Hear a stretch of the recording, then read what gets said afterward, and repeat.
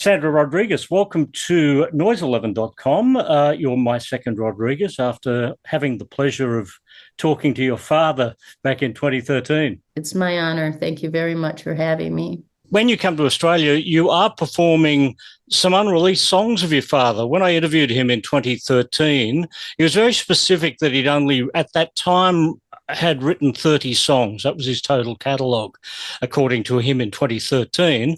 But he did allude to the fact that he would possibly make a third album. Do you have any information about what his activities were after 2013 in a recording studio? I do. When we completed the U.S. tour that we did, I can't remember the exact year it was, but we went to Palm Springs to record that third album. We had set 4 days aside to be there to do that very thing. And it didn't happen. When we got there, it just didn't happen. They said, it's not enough time. We need this, we need that. And Rodriguez was quite taken back by that, because I could see he felt it was like a now or never kind of opportunity for him. And so it never happened.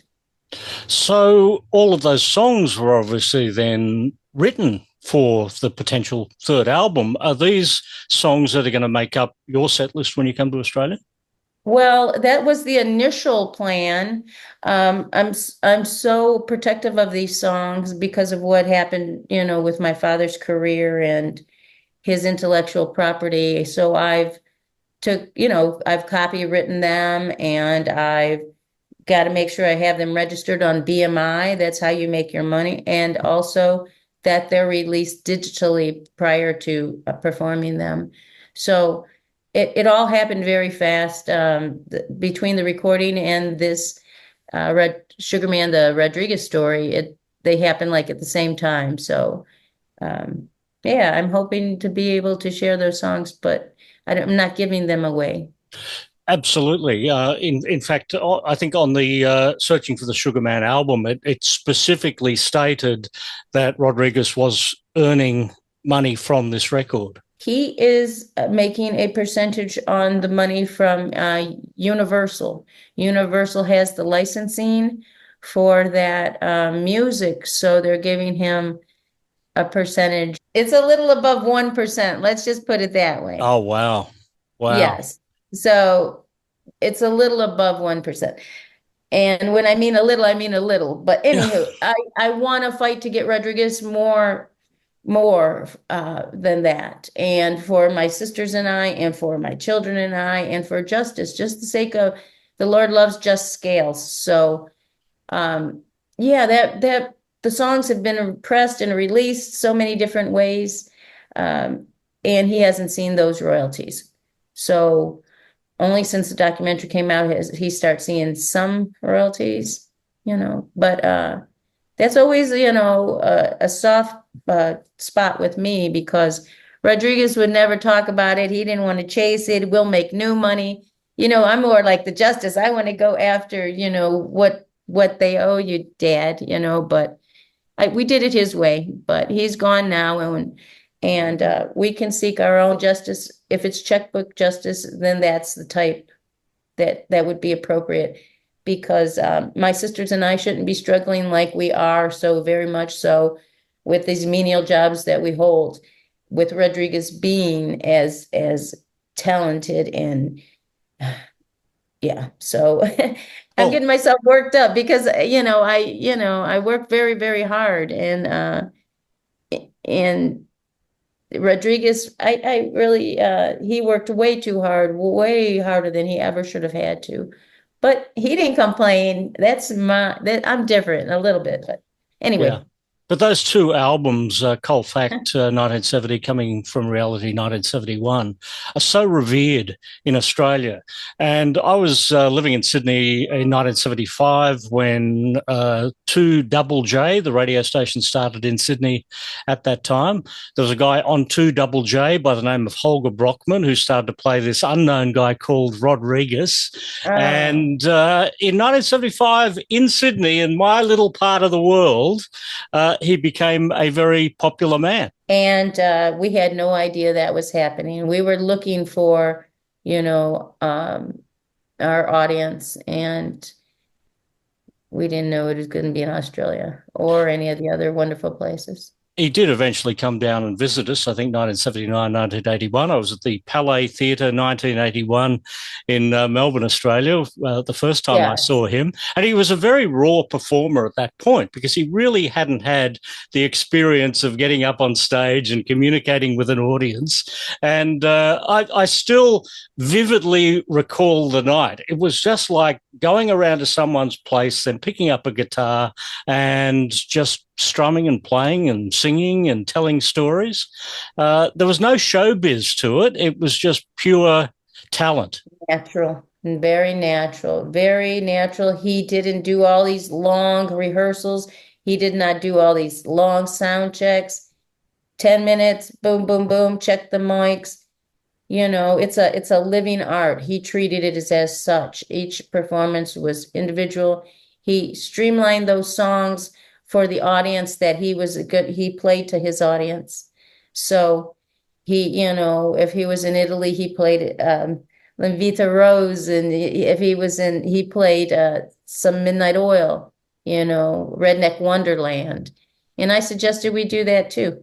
The guys from Midnight Oil were huge fans of your father. And 2013, the band The Break, who were members of Midnight Oil plus Brian Ritchie of the Violent Femmes, were Rodriguez's backing band on the Australian tour. Rodriguez would say music has a small circle, and he somehow connected that circle and with it. And, artists cover other artists. Paolo Nutini covered Rodriguez, and Dave Matthews covered Rodriguez. And, when Rodriguez heard about Hoodoo Gurus, we followed them. We went to their shows. And Mark Gillespie, I remember him in 79. I fell madly in love with Mark Gillespie, his first album, Only Human. Yeah. I know all the words. I know, I to this day, I love all the songs. I sing them, and it really impacted me. The Southern Cross, the Seapool Townhouse,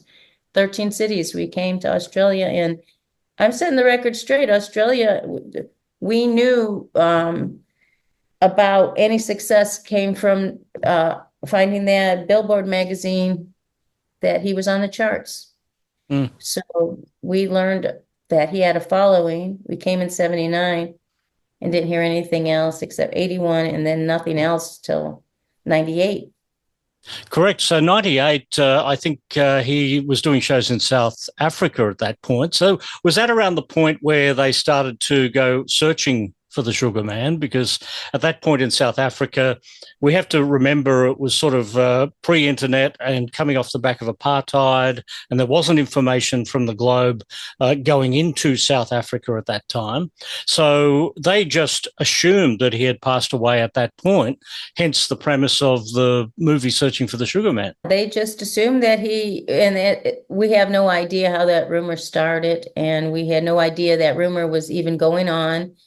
And Rodriguez didn't have a computer, and that is all factual. He's not big into appliances and things. So Eva had one, my sister had one, and she's seen the hunt, the Rodriguez website. So they went looking for him. I think back to the 1970s when I first heard the song I Wonder on Sydney radio. And, that it was almost shocking in lyric because no one had ever come out and said anything that blunt in a lyric before. Bob Dylan was always around innuendo, but Rodriguez came out with, I wonder how many times you've had sex, and I wonder, do you know who'll be next? Yeah. And when that started to be played on 2JJ in Sydney because the commercial stations weren't allowed to play it because the song was banned, but ABC owned Australian Broadcasting Corporation could. That was a real stark difference to everything else that we were hearing around the mid-70s. Well, I'm glad you picked up on it. Nobody's happier than me. I knew they were great songs. I couldn't understand for the life of me why they weren't, as big as any of the other artists that I was surrounded with. I always knew, I always believed in him. He was born to be a musician. He was a consummate musician as far as the way he moved, poet, artist, all that. There were those Australian shows in 79, 81. He didn't perform again, I don't think, until 1998, did he? And then 2001. But even then, we weren't getting a lot of momentum. So there was a 2001 tour, a 1998 tour. It wasn't really until 2007. And then we got a whole lot of regular visits from Rodriguez, 2007, 2010, 2013, 2014, and the last time in 2016. It was Mushroom Productions and Rainbow that brought him over there. The first tour was Australian Concert Entertainment, ACE. Zev Isaac was the man who brought him over there. And they had the warehouse. We got to pick any albums we wanted. I mean, my sister got like 50 albums and we listened to them all through high school. Every album, all the Ted Nugent, Van Halen. I mean, we were rocking. We had all and me, I got just my dad's because I never, had any. So I got, 20 of the Cold Fact and 20 of the, Coming from Reality and stuff. So. Oh, wow. Fantastic stuff. The movie itself did very well. I think it ended up grossing over $10 million. Did that go back to at least fund some of his later life? Yes, the documentary was a heaven-sent endeavor, and we say angels in disguise came and helped us. Strangers, people we didn't know. All we did were interview, and then they created this story of these people looking for my dad. So, it was very successful. They stuck to their deal that they made, all songs by Rodriguez. Yes. For one point, the payments dropped off and I got on them. I got them going again. But yes, I will make sure they keep going. And if that's the way the contract reads. He was very humble and both apologetic when I spoke to him talking about the movie. He said, well, I'm only in it for 8 minutes, almost disregarding his importance in the entire thing. That's him. Yeah. Very self-defacing and very, just not full of himself. Yeah. When I asked him about being lost and, like when the South Africans didn't know what had happened to him, his answer was, I wasn't lost. I knew exactly where I was. Yes. He knew where he was. Yeah. So you've got the show coming to Australia, Sugar Man, the Rodriguez story with Howie Morgan. So tell me how you and Howie got together. Well, I found out about the show and it had the email and I just wrote him a letter, like kind of like how I am, blunt and straightforward. Hey, who do you think you are doing this? At first it was like that. Who do you think you are doing this? We've been trying to do a Broadway musical for 10 years and Universal won't let it, all this other stuff. We are trying to do that ourselves. So in the end of it, they're like, well, come and do it with us. And I was just welcomed in and brought, into the fold of it. And so I'm putting my support behind it. And I'm even going to jump up there and sing with Howie. So. Yeah. So only 3 shows. You're going to Perth initially on the 17th of August, then 2 shows in Melbourne. Why only those 3 shows in 2 cities? Those are the only ones I was aware that were happening. I know that there was maybe a couple prior to that. So I'm just getting filled in on it, and mainly I'm just saying, to make it an accurate portrayal of who he was, no Hollywood. He wasn't that man. He was a very much ordinary legend, he said. So. Yeah. So Howie will set up the show and then you'll come on and do a few Yeah, I songs? think I come in and do admit it on like the eighth song or something. I'm going to sing, admit it, which I've sang that before. I toured with Rodriguez. He he gave me the moniker SK. He's like, you're SK, and you're going to get up there and you're going to do 10, 15 minutes, open the show. You're going to be my icebreaker. You're going to play your original songs, and I'm going to pay you. And I said, okay, I will do that. So he made me a musician. It wasn't my idea. I would have liked to punked out. Um, I just gave him the respect of saying if he thought I could do it, I must be able to do it. And I I did it. And I played Sydney Opera House. I played Royal Albert Hall. I played Ryman Theater and Massey Hall. These places, Rodriguez, he a little nepotism or whatever you want to call it. He wanted me to be up there. He found out I wrote songs and I sang them for them. Yeah, you got to play some amazing venues around Australia. But you were talking about how Rodriguez was so like green in 79, and he truly, truly was. I was green as could be. I'm still green as can be. We're just kind of like, it just feels wonderful to do music. And not everybody's going to like you, he told me. And, he also said be prepared for disappointment, rejection, and criticism if you're going to do music. So, and that all comes with it. So, you have those golden moments and those really dark nights. Well, 45 years after seeing Rodriguez for the very first time, I get to see Sandra Rodriguez. Oh, I'm speechless because I'm terrified, but I'm confident that I know the songs. And the same, I never wanted to sing my dad's songs. I was happy with him singing them. So, yeah, it's all bittersweet. The legacy continues.